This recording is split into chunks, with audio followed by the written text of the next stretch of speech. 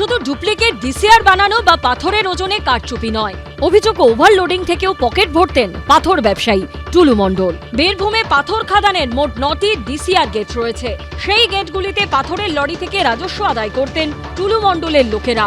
রায়পুর গেটের ম্যানেজার ছিলেন টুলুর আত্মীয় মিনার মণ্ডল। স্থানীয় সূত্রে খবর, ক্র্যাশারে পাথর বোঝাই করার জন্য ঢোকা ও পাথর বোঝাই করে বেরোনোর সময় ওজন করা হতো লরিগুলি। পাথর বোঝাই লরির ওজন থেকে খালি লরির ওজন বাদ দিয়ে হিসেব করা হতো কত পাথর বোঝাই করা হয়েছে, সেই মতো তৈরি হতো ডিসিআর। ধরা যাক একটি খালি লরির ওজন 1000 কেজি, বৈধ উচ্চতা পর্যন্ত পাথর বোঝাই অবস্থায় ওজন 1600 কেজি, অর্থাৎ ওই লরিতে পাথর আছে 600 কেজি।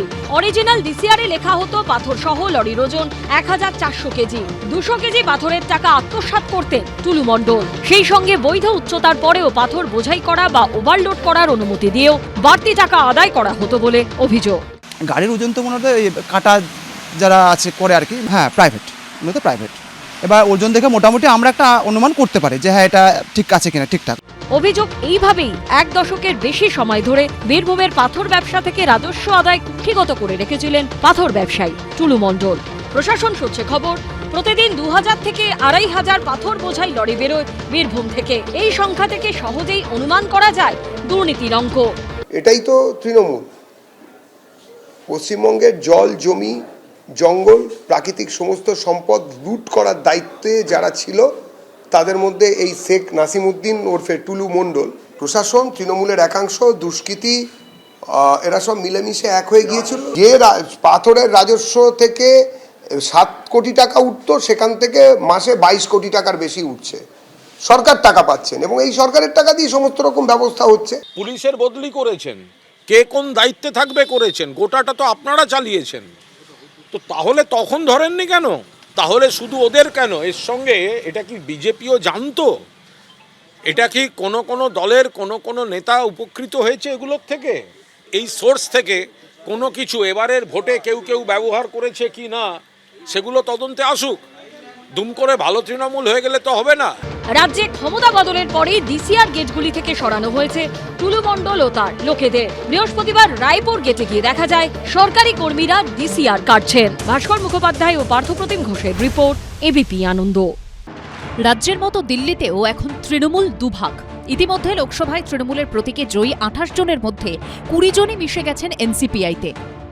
এবার কি দিল্লির বুকে তৈরি হচ্ছে নতুন কোনো সমীকরণ? জল্পনা উস্কে দিয়েছে দুটো ছবি। এনসিপিআই এর দেওয়া এই ছবি ঘিরেই প্রশ্ন উঠছে, লোকসভায় কালীঘাট তৃণমূলের ঘর কি আরো খালি হতে পারে?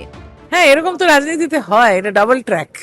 আমি জন্মে বিজেপি বা এনসিপিআই তে যাব না। এনসিপিআই এর দেওয়া প্রথম ছবিতে দেখা যাচ্ছে একই টেবিলে বসে খাচ্ছেন মোদী সরকারের স্বাস্থ্যমন্ত্রী জেপি নাড্ডা। তার ঠিক পাশেই বসে রয়েছেন কালীঘাট তৃণমূলের 2 সাংসদ সৌগত রায় এবং শত্রুঘ্ন সিনহা।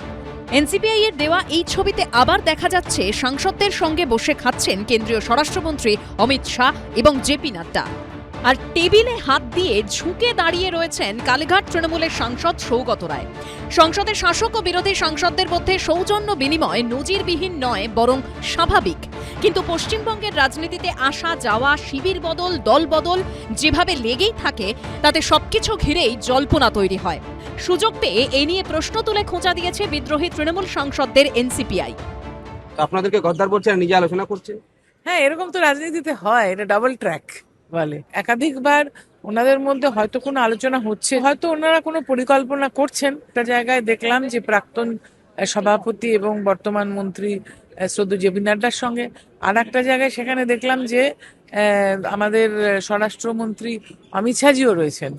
তো ওনার সঙ্গে হয়তো কোনো আলোচনা চলছে। কল্পনা জল্পনা ইত্যাদি তো চলতেই থাকে।